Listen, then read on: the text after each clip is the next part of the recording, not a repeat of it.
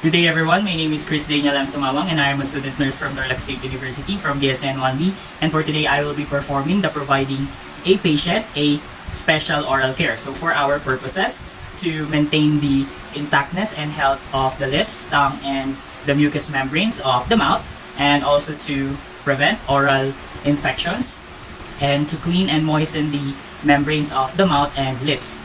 So following the nursing process, we will now proceed to our assessment phase. So first thing that we need to do, we need to assess, we need to inspect the lips, gums, oral mucosa, and the tongue for deviations from natural or normal. We need to identify presence of oral problems such as tooth caries, halitosis, gingivitis, or loose or broken teeth, and we need to elicit the gag reflex if appropriate.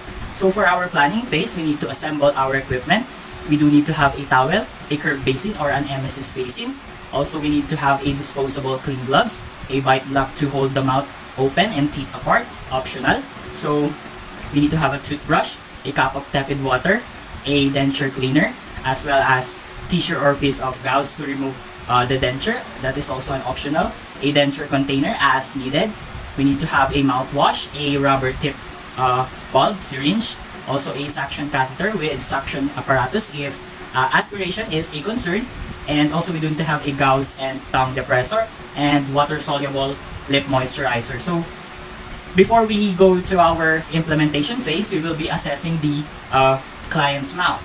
We will be checking the client's teeth, gums, the cheeks, and other things.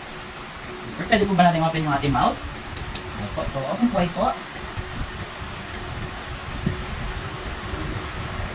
Hindi po tayo dito.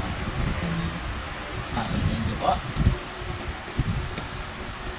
So now we will proceed to our implementation phase. So first thing that we need to do, I will need to introduce myself to my client and I need to verify the client's identity, and also I need to explain the procedure with my client as well as why is it necessary, and also to assess my client whether he or she has the ability to cooperate or to assist with the procedure. So good day po sir, my name is Chris Daniel M. Sumawang and I am a student nurse from Tarlac State University from BSN 1B. And for today po sir, I will be your student nurse. So may I know your name po sir? Patrick. Sir Patrick, so pwede po ba makita yung wristband niyo po? Okay, thank you po Sir Patrick. And for today po sir, I will be providing a special or oral care for you po. Okay lang po? Opo.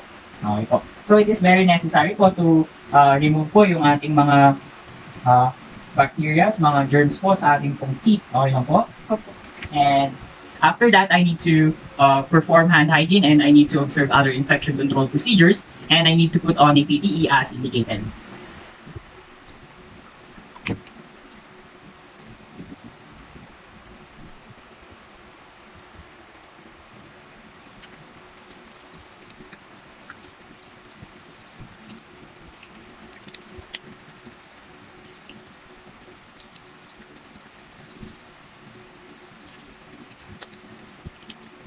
And after that, I need to provide some privacy for my client. To close the curtains around the bed and close the doors to the room if possible. And after that, I will be positioning and preparing my client appropriately. So I need to position my client, assist my client to a side-lying position, and I need to lower the head of the bed. So assuming that I have lowered the head of the bed, I will need my client to a position of side-lying position. So sir, pwede po ba tayo mag-side? Okay po. Okay naman po ba tayo, sir? Okay. And sige po sir, let's po natin mag. And after that, I will be placing a towel under my client's chin.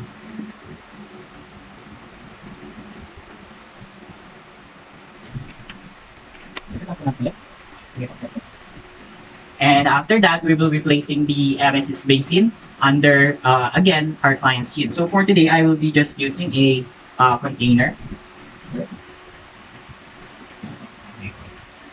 So now we will proceed to the actual cleaning of the client's teeth. So first thing that we need to do, we need to moisten the client's toothbrush and we need to apply a small amount of toothpaste. And after that, we will be using the padded tongue blade or a tongue block to help us in opening the client's mouth during our procedure. Sir, open po yung mouth. Sabihin na po kung may masakit. Alpo.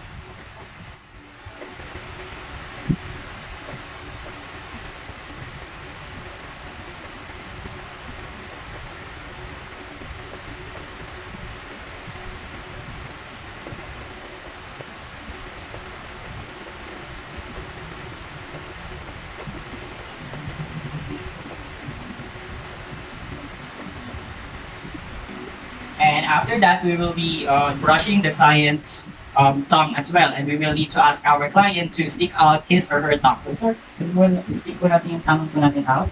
So, brush lang po natin. Ako, hindi ko saan po naisip ko yung mabiglas. Ako. Okay, po. Hold up natin yan, sir. And after that, we will be rinsing the client's mouth with we will be using a syringe, and we need to draw a amount of 10 ml of water, and we will be gently ejecting the water on the client's mouth. And if our client is unconscious, we will be allowing our the fluid to flow on the basin. And since our client is aware that we are brushing him and he is conscious, we will be drawing the 10 ml of water, and we need to eject it on the side of the client's mouth. And we will just need to ask our client to gargle the water and let him spit on the basin that we have. Sir, mag-rinse na po tayo ng ating pong toothpaste po. Okay po?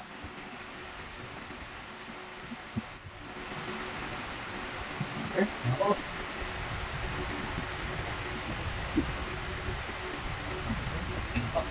Sir, gagawin tayo. Spit po natin, sir. Pwede pong test konti yung rinse natin. Saka po, ano po? Ako. Gagawin po tayo, sir. And ask po yung spit po. Saka po ba, sir? After that, we will be inspecting now and cleaning the client's oral tissues. And we will be using a tongue blade that is wrapped with a gauze pad, or we need to use a foam swab as well if we do have one. And we will be cleaning the client's cheeks, tongue, as well as the client's the floor of the mouth, and we need the roof of the tongue, and we need to use different kinds of swabs for each cleaning. Sir, mga pulit.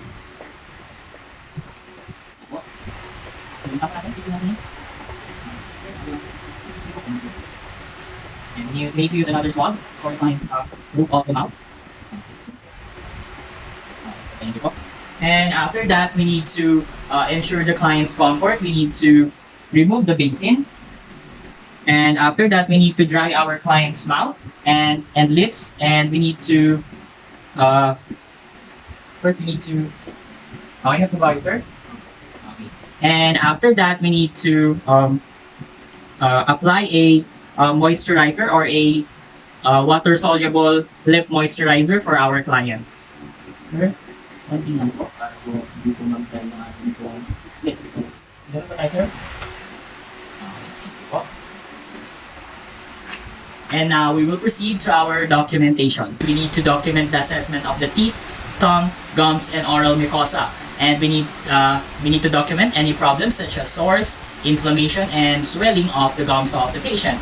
Also, we will now proceed to our evaluation phase. We need to consider the client's medical diagnosis and the necessary nursing interventions related to oral hygiene. Also, we need to conduct an ongoing assessment, if appropriate, of oral mucosa, gums, tongue, and lips. And we need to report deviations from normal to the primary healthcare provider. And also, we need to conduct appropriate follow-ups, such as a referral to a dentist for dental caries.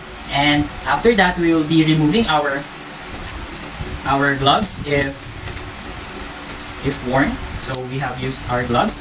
And after that, we will be performing again hand hygiene after our procedures. And that would be all for the performance of the providing a patient a special oral care. That would be all. Thank you.